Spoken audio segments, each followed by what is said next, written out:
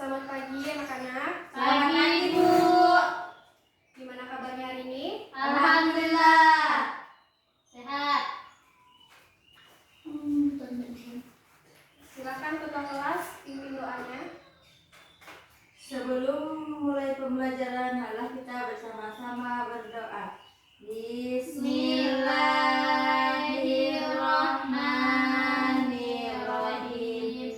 Alhamdulillahirabbil alamin. Arrahmanirrahim.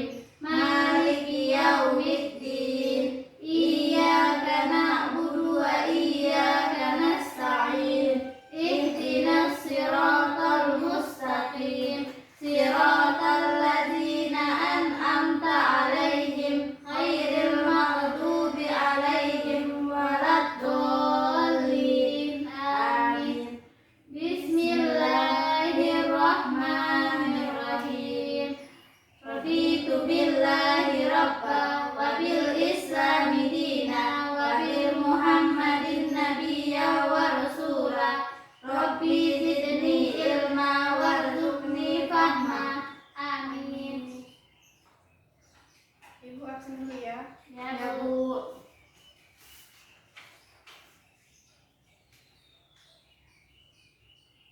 Fatin, Hadir, Bu. Indah, Hadir, Bu. Sela, Sela enggak masuk, Bu. Dia sakit katanya, Bu. sakit ya. Ya, Bu. Baiklah, sudah siap belajar? Siap, Bu. Baik, sebelum ini Ibu mau nanya dulu ya. Apakah kalian sudah tahu apa itu keseimbangan dunia akhirat? Belum, Bu. Iya. Indah, Belum, Bu. Ibu akan jelaskan ya sedikit. Nah, dalam menyikapi kehidupan, ada yang hanya menyikapi agar mendapatkan kebahagiaan di dunia tanpa memikirkan bagaimana kehidupan di akhirat. Tetapi ada juga yang menyikapi kehidupan di dunia ini agar bahagia di dunia juga bahagia di akhirat. Orang-orang menyikapi kehidupan dunia untuk kehidupan akhirat, maka sesungguhnya ia mendapatkan kebahagiaan di dunia dan akhirat. Tapi sebaliknya, orang-orang yang hanya mengejar kepentingan dunia, maka sesungguhnya ia tidak akan mendapat kebahagiaan di dunia akhirat. Nah, tugas kita sebagai muslim adalah mendapatkan kebahagiaan di dunia juga di akhirat. Nah, Islam mengajarkan bahwa hidup harus seimbang antara dunia dan akhirat. Dunia harus disiapkan untuk menuju hidup yang kekal dan abadi, yaitu akhirat. Nah, kita sebagai orang Islam perlu menyadari bahwa kehidupan dunia adalah sementara. Maka hendaknya menjadikan dunia sebagai jembatan untuk menuju kebahagiaan dunia akhirat. Nah, dalam bab ini kalian akan mempelajari hadis riwayat Muslim dari Abu Hurairah dan hadis riwayat Muslim dari Mustawrid tentang hubungan kehidupan dunia dan akhirat. Nah, yang pertama itu adalah hadis riwayat Muslim dari Abu Hurairah. Ini Ibu sudah berikan hadisnya. Silahkan dibaca, satu orang baca hadisnya dan satu orang bacakan artinya ya. Ya, Bu. Baik, silahkan satu orang bacakan hadisnya. Bismillahirrahmanirrahim. Ya, Indah silakan. Bismillahirrahmanirrahim. An Abi Hurairah qala kana Rasulullah sallallahu alaihi wasallam Allahumma aslih li dinil ladzi huwa hikmatu amri wa aslih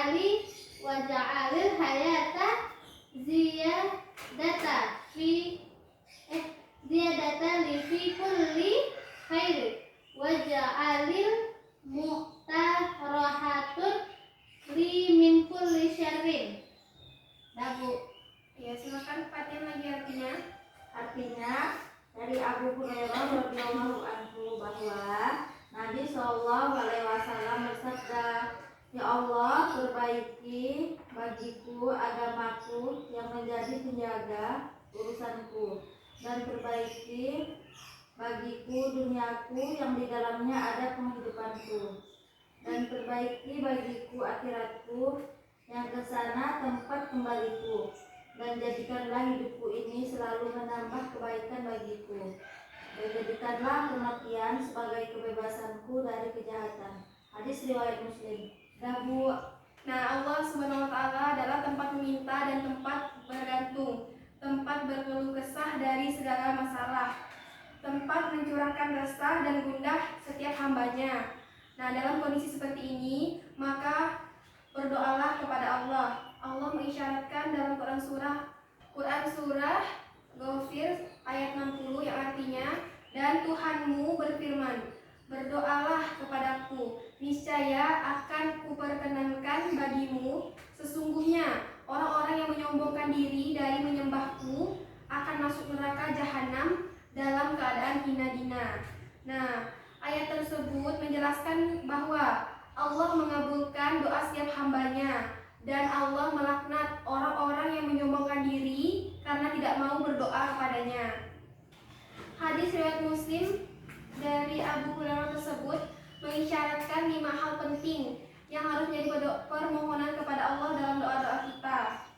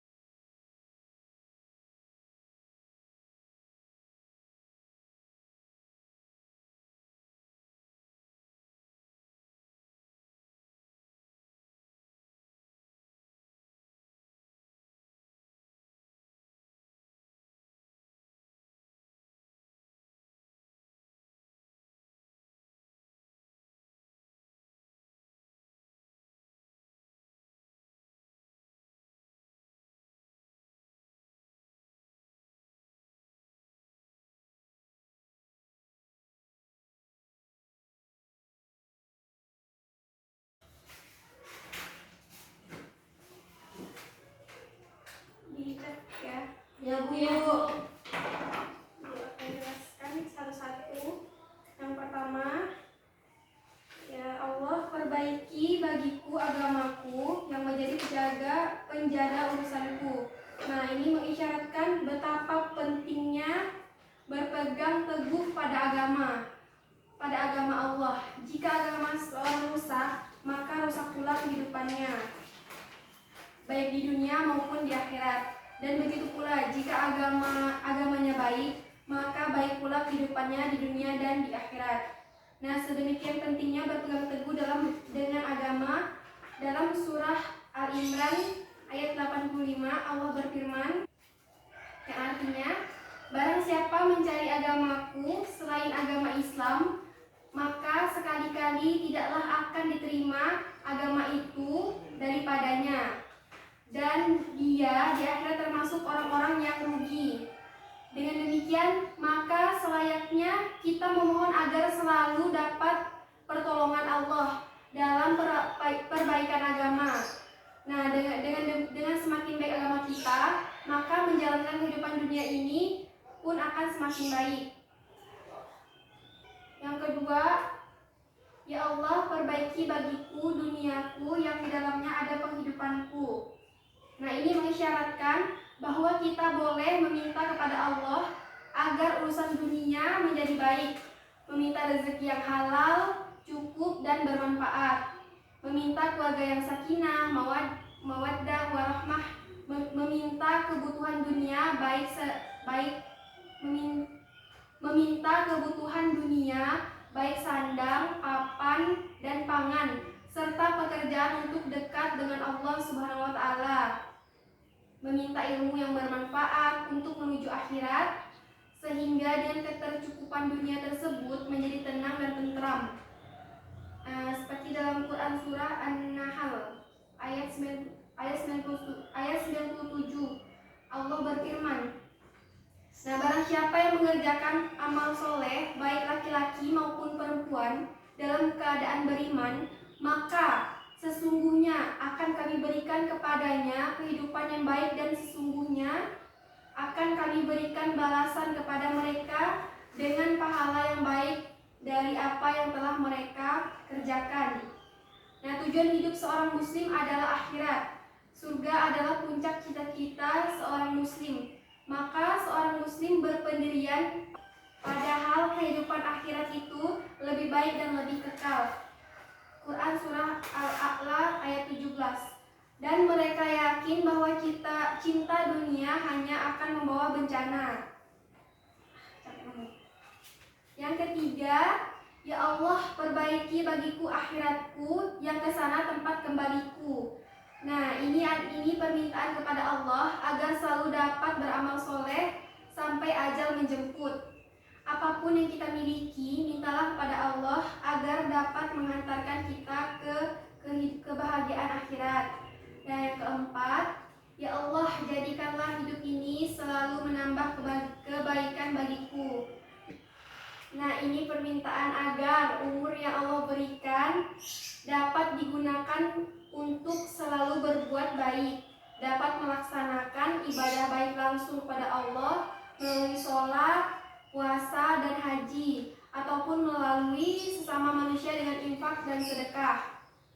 Nah, yang kelima yaitu, ya Allah, jadikanlah matiku sebagai kebebasanku dari kejahatan. Nah, dalam doa ini berisi harapan agar ketika kematian tiba, Allah membebaskan, memaafkan atas kejahatan, kesalahan, kekeliruan selama hidup di dunia. Nah, dengan datangnya kematian benar-benar dapat kembali kepada Allah dengan husnul khotimah, dan dengan kematian sebagai akhir perilaku yang tidak sesuai dengan perintah Allah. Sampai di sini ada yang mau ditanyakan? Kita lanjut hadis yang kedua, itu hadis riwayat Muslim dari Mustaurid. Tolong bacakan hadis riwayat Muslim dari Mustaurid. Baik, Bu. Hadatsana Qaisun qala sami'tu Mustauridun Akhobani biri yaqulu qala Rasulullah sallallahu alaihi wasallam, wallahi madunya fil akhirati illa mislu ma yaj'alu ahadukum isba'ahu hadhihi wa asyara Yahya bisababati fil yaumi falyanzur bima tarji. Ya, Bu.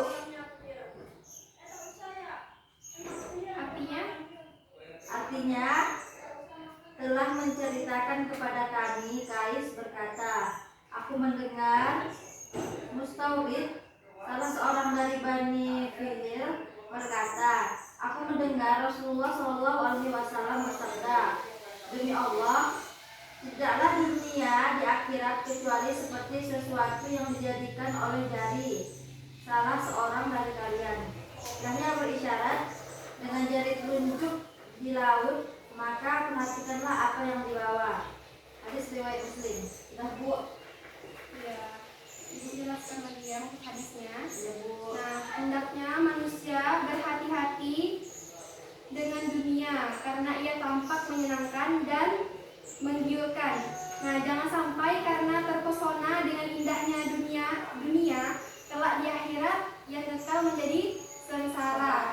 Nah, dalam Quran surah Al-Imran ayat 14, nah Allah berfirman yang artinya, dan jadikanlah indah pada pandangan manusia kecintaan kepada apa-apa yang diingini, yaitu wanita-wanita, anak-anak, harta yang banyak dari jenis emas, perak, kuda,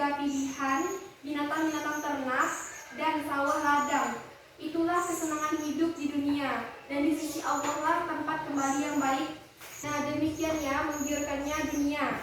Tetapi yang paling mulia adalah kembali kepada Allah dengan amal saleh. Nah, maka dalam hadis riwayat Muslim dari Mustawrid ini tadi memberikan peringatan kepada kita bahwa dunia ini bagai air di ujung jari yang dicelupkan ke lautan. Dunia ini sangat sedikit, kecil dan sementara. Nah, sebagai orang yang beriman harus memiliki pandangan bahwa yang ada di dunia ini, baik harta, kekuasaan, dan kekuatan materi, apapun hanyalah sebagai sarana untuk amal akhirat. Nah, dunia ini adalah jembatan penyeberangan menuju akhirat dan untuk menuju surga. Dan surga hanya diperuntukkan bagi orang-orang yang senantiasa beramal saleh selama di dunia. Baiklah, materi kita sudah selesai. Ada yang ditanyakan? Ada, Bu. Baik, supaya tidak ada, berarti Ibu yang bertanya ya. Ya, Bu. Apa sih kesenangan dunia yang membuat kita melupakan akhirat? Siapa yang mau jawab? Saya, Bu. Ya, silakan. Contohnya seperti itu, Bu. Kita tuh kadang kan bekerja sampai lupa waktu, Bu, lupa untuk ibadah, lupa untuk sedekah. Kita tuh hanya fokus untuk mencari uang saja untuk dunia, sehingga kita melupakan akhirat. Seperti itu, Bu. Baik. Oke, siap ya. Ya, Bu. Baiklah, karena waktunya sudah tidak cukup, sebagai tugas tambahan, ini Ibu sudah menyiapkan tugas yang untuk dikerjakan di rumah ya. Ya, Bu. Minggu depan kita koreksi sama-sama. Ya, Bu. Ibu akan menyimpulkan sedikit materi yang sudah kita pelajari. Ya. Nah, tadi itu Islam adalah benteng dan pelindung seseorang agar tidak terjerumus dalam kehidupan yang menyesatkan. Nah, seorang muslim hendaknya menjadikan rezekinya untuk menuju kehidupan akhirat. Terus seorang muslim hendaknya senantiasa memperbaiki dunia untuk akhiratnya. Nah, seorang muslim hendaknya menjadikan umurnya sebagai perjalanan ibadah menuju Allah. Seorang muslim senantiasa waspada sepanjang hidupnya terhadap nafsu lawwamah agar tidak melakukan kejahatan. Yang terakhir itu, seseorang hendaknya menyadari hidup ini sementara, bahwa yang sesungguhnya kekal itu adalah akhirat dan abadi. Oleh karena itu, seseorang harus senantiasa memperbanyak amal saleh dan bekal akhirat. Karena waktunya sudah habis, baik, silakan kemas buku kalian karena kita di sini akan pulang. Jangan lupa diisi PR-nya. Terus jangan lupa ya ibadah, sholat. Ingat tadi karena dunia itu hanya sementara. Jadi kita harus memperbanyak ibadah kita, sedekah. Oke, silakan ketua kelas pimpin doanya. Sebelum akhir di pembelajaran kita hari ini, marilah kita bersama-sama membaca doa. Bismillahirrahmanirrahim. Wal asri innal insana lafi husrin illal ladzina amanu wa amilus solihati wa tawasau bil haq wa tawasau bis sabr. Sadaqallahul adzim. Pembelajaran kita pada hari ini.